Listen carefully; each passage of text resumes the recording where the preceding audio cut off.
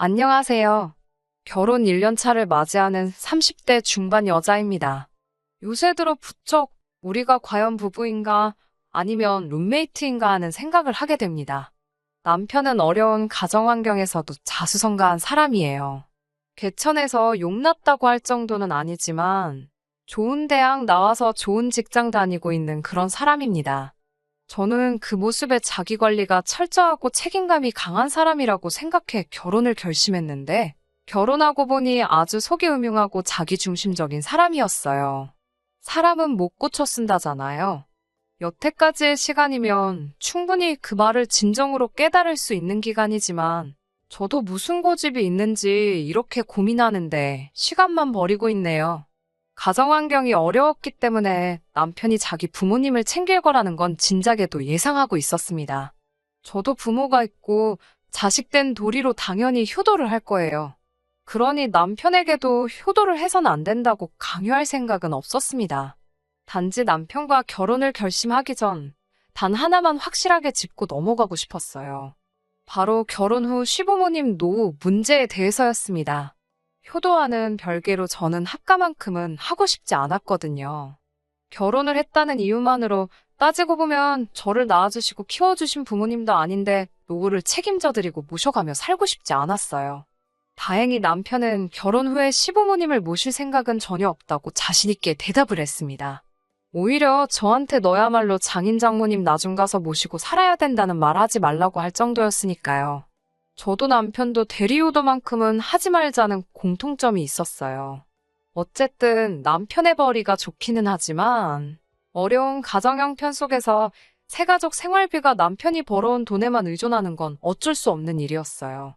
그래서 남편이 받는 연봉에 비해 모아놓은 돈이 엄청 많은 편은 아니었습니다. 그래도 남편이 대단한 건 그런 상황에도 1억이라는 큰 돈을 모았다는 거지요. 저희 부모님은 노후도 다 준비되어 있고 저도 또래 중에서는 그래도 벌이가 나쁜 편이 아니라고 자부하는데 그런 저도 모아놓은 게 남편이 결혼 전에 모아놓았던 돈의 반밖에 되지 않았거든요. 아무튼 친정부모님의 노후 대책 중에 세주고 있는 작은 상가가 하나 있었는데 결혼 준비를 하면서 친정부모님께서 그걸 정리하시고 저희가 살 신혼집을 마련해 주시고 싶다 하셨습니다. 남편과 제가 모아놓은 돈을 합쳐봐야 1억 5천 정도밖에 안 되었어서 사실 막막한 상황이었거든요. 그런데 남편이 괜찮다고 거절을 하더라고요. 우리에게 좋은 기회인데 왜 거절하냐 했더니 남편은 어느 한쪽으로 기우는 결혼을 하고 싶지 않다고 저에게 말해왔습니다. 그냥 남들 하는 것처럼 반반 결혼하거나 아니면 남자 쪽에서 더 내고 싶다고요. 어느 한쪽으로 기우는 결혼을 한다면 그만큼 간섭도 많아질 것이지 않느냐고요. 우리 부모님 절대 그렇게 하실 분들 아니라고 설명을 하니 두 분이 그러지 않으시더라도 자기 기분이 그럴 것 같지가 않다고 하더라고요. 양가 부모님들께 뭐라도 선물이라도 하나 한다고 생각해보면 당연히 친정에 큰 신세를 진 자기가 의식하지 않더라도 돈을 더 지원해준 친정에 뭐라도 하나를 더 할 것 같다고, 그리고 그렇게 하고 싶지는 않다고 자기 마음을 솔직하게 이야기해줬습니다. 듣고 보니 남편 말도 일리가 있었어요. 사실 저도 두 분이 도와주시는 건 몸둘 바를 모를 정도로 감사했고 남편이 거절했을 때는 대체 뭐가 문제냐 자초지종을 들으려도 했지만 마음 한구석에서는 조금 걱정도 하고 있었습니다. 그도 그럴 것이 친정부모님이 정리하는 그 상가는 새도 따박따박 나오고 어떻게 보면 친정부모님 두 분의 편한 노후를 책임져 줄 가장 실속 있는 재산이나 마찬가지였거든요. 그래서 저도 남편에게 동의하고 반반 결혼하기로 결정했습니다. 그나마 제가 모아둔 돈에서 모자란 부분은 친정부모님께서 도와주셨어요. 안 받는다 손살에 쳤지만 어떻게든 제게 무언가 하나 해주시고 싶으셨나 봐요.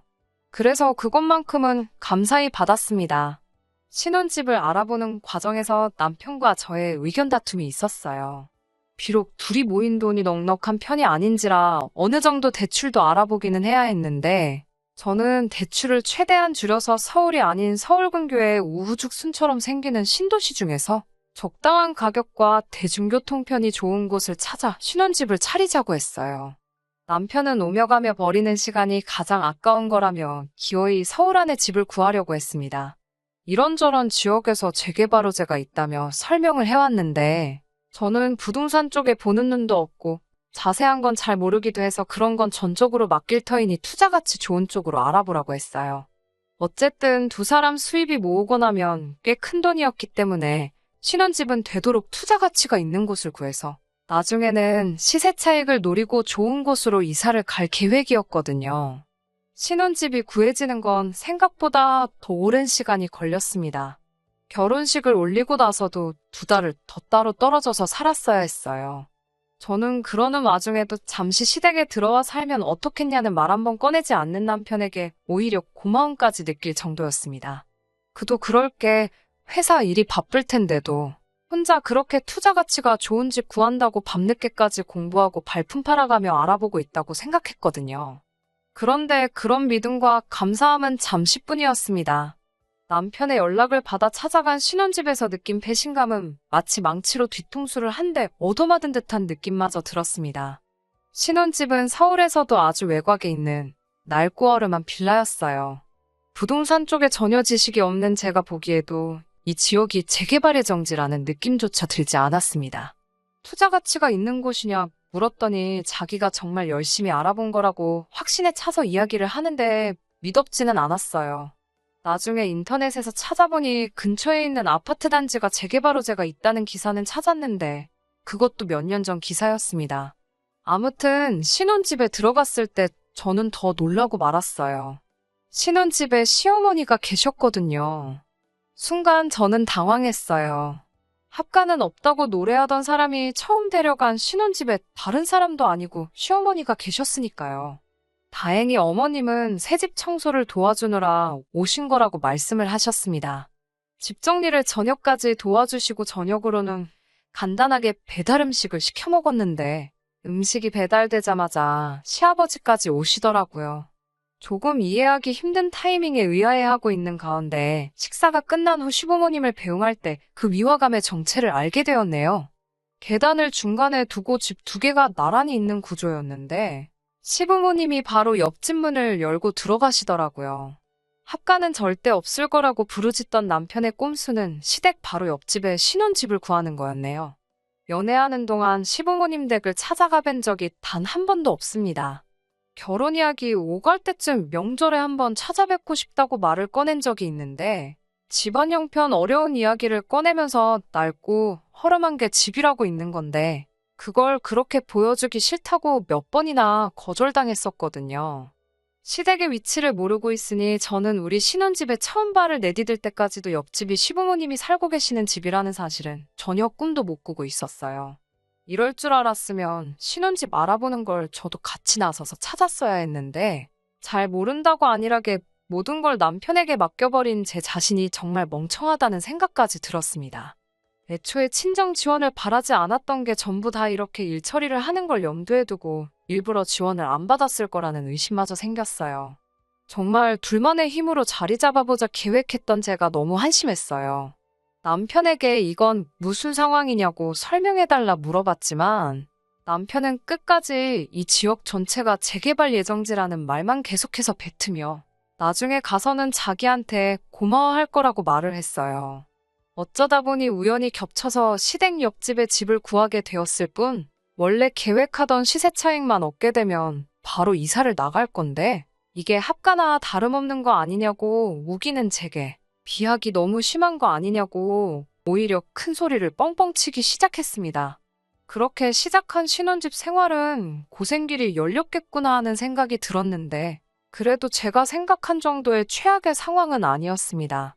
시부모님이 바로 옆집에 산다는 걸 제가 너무 질색을 했어서 그런 건지 아니면 정말 남편 말대로 투자 가치 좋은 집을 찾다가 겹친 우연의 일치인지 시부모님이 저희 결혼 생활에 간섭하는 일은 거의 없었어요.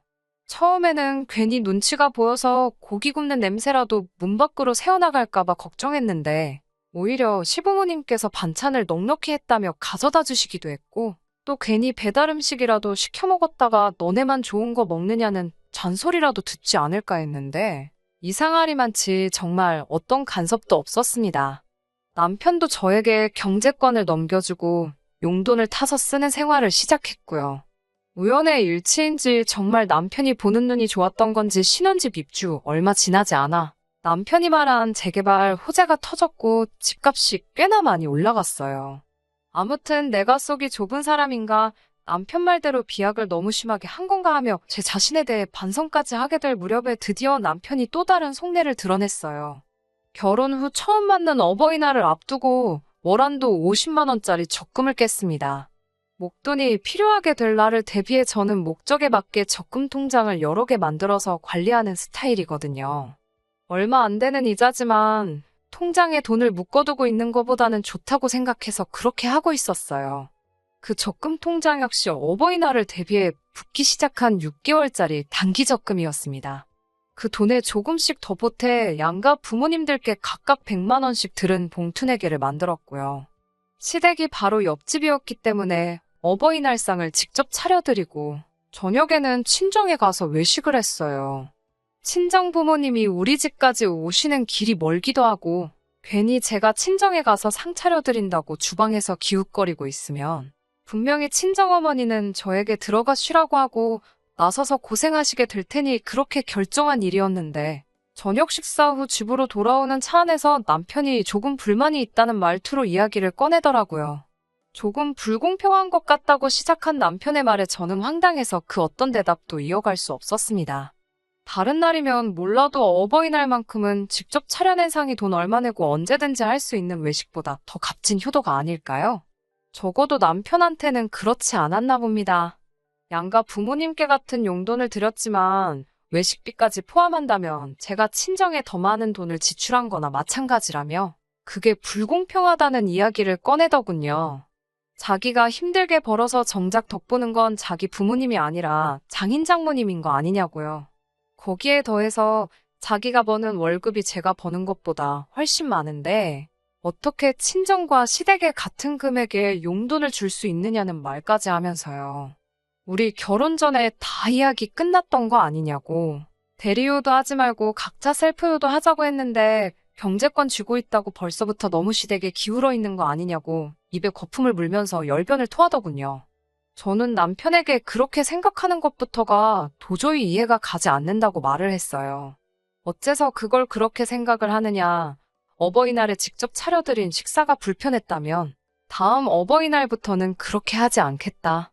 두 집 다 똑같이 외식을 하겠다고 대답하고 말았습니다. 차 안에서 그렇게 티격태격 하다가 집에 도착해서도 한동안 저한테는 말도 붙이지 않았어요. 그리고 얼마 뒤에는 아무래도 저에게 경제권을 넘긴 게 자신의 실수인 것 같다며 돈 관리는 앞으로 각자 하는 게 좋겠다는 의견을 꺼내더라고요. 어버이날에 부모님께 식사 한번 대접한 것이 그렇게 불공평한 일이었느냐 따지니 전부터도 저의 소비 습관에 대해서 불만이 많았다는 이야기를 하더라고요. 장 보러 나가서 함께 먹을 먹거리를 구매할 때도 자기는 먹지도 않는 과일을 사지 않느냐. 집이 크면 얼마나 크다고 로봇 청소기를 사는 것도 돈 낭비지 않느냐 어쩌냐 하면서요. 모든 남편의 발언에는 결국 돈을 더 많이 벌어오는 건 자기 자신인데 소비 자체는 항상 저를 중심으로 이루어지고 있다는 뜻이 담겨 있었습니다. 어차피 똑같이 반반 결혼한 건데 이제부터라도 각자 돈 관리를 하는 게 앞으로 우리 두 사람의 관계를 위해서도 더 좋지 않겠냐고 따지더라고요. 반반 결혼 이야기가 나와서 저도 한마디 했습니다. 나도 똑같이 나가서 일을 하고 있는데 집안일이며 식사 준비까지 전부 다 내 일이 아니지 않느냐고. 끝까지 그렇게 사소한 것까지 꼬투리 잡을 거면 당신도 똑같이 집안일하고 그때 반반 결혼을 말을 하고 돈 관리도 각자 하자고 말을 꺼내라고요. 남편은 저한테 그거 집안일 해봐야 얼마나 된다고 하면서 제가 집안일을 도맡아 하는 것 또한 자기가 돈을 더 벌어오기 때문에 그런 거 아니냐며 제가 자기가 버는 만큼 벌어온다면 집안일도 똑같이 나눠서 하겠다 하더라고요. 더 이상 억지 부리는 걸 받아주기도 싫어서 알겠다고. 그러면 똑같이 절반 생활비 부담하고 각자 버는 돈은 각자 관리하자고 했어요. 다만 생활비를 제외하더라도 남편이 말한 시세 차익이 실현되면 그때는 저도 시댁 옆집에 사는 거 싫다고. 그때 이사를 나가야 하니 각자 관리한다고 돈을 흥청망청 쓰지만 말라고 강조했습니다. 남편은 당연한 거 아니겠냐고 결혼할 때도 자기가 모은 돈이 제가 모았던 돈보다 훨씬 많지 않았냐며 돈 모으는 건 원래부터 잘하던 일이니 그런 건 제가 관여하고 신경 쓸 부분이 아니라고 하더군요. 시댁 옆집이라 싫다 했지만 결국 자기가 말한 대로 집값도 엄청 뛰지 않았느냐 자랑처럼 이야기하면서요. 싸움 더 길게 끌어봐야 저만 머리 아프겠다 싶어서 내린 결정이지만 신혼집 입주 첫날에 시댁이 바로 옆집이란 사실까지도 참아낸 저인데 일이 이렇게 돼버리니 차라리 계속 싸웠어야 했나 싶을 정도로 머리가 아파오네요.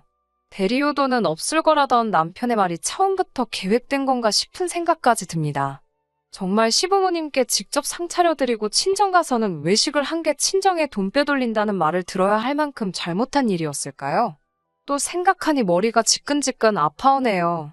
안녕하세요. 하도 답답하다는 욕을 많이 먹어서 후기를 쓰기까지 많이 고민했는데 그래도 제 삶에 변화가 생겼으니 궁금하셨던 분들을 위해서라도 이렇게 후기 보내드립니다. 반반 결혼 생활을 시작한 날부터도 남편의 태도는 정말 말도 못할 정도로 가관이었습니다. 한 달을 반으로 나눠서 집안일을 하기로 했어요. 빨래 같은 공동의 일 또한 각자 자기 것만 하기로 했고요. 처음 몇 주 정도는 남편도 큰 소리 쳐놓은 게 있으니 군말 없이 하더라고요. 그때는 저도 반쯤 포기하고 있었기 때문에 오히려 가계부 관리며 제가 퇴근 후에 집안일에 가며 신경 써서 하던 일들이 제 손에서 떨어져 나가니 익숙해지고부터는 오히려 몸은 편했어요.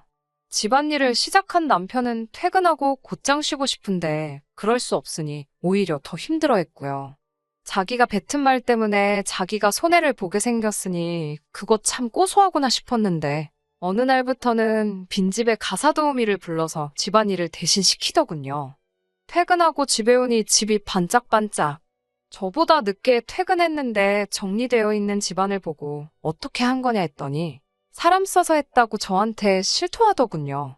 아무리 그래도 그렇지 빈집에 귀중품이며 다 있는데 어떻게 사람을 부르냐고 그리고 돈이 썩어나냐고 따졌더니 자기 덕분에 집값 오른 건 생각도 안 하냐면서 또 자기 돈으로 고용한 건데 돈 관리 각자 하기로 한 거 아니냐고 내가 쓸 돈 아껴가며 하는 건데 뭐가 불만이냐면서 또 큰 소리를 떵떵 치더라고요. 그런데 남편이 부른 가사도우미의 정체를 알고 나니 정말 이제는 이혼까지도 생각을 해봐야겠다는 결심을 하게 되었어요. 개인적인 볼일이 생겨 반차를 내고 집에 도착했을 때 집안일을 하고 있던 건 다른 사람도 아닌 바로 시어머니였으니까요.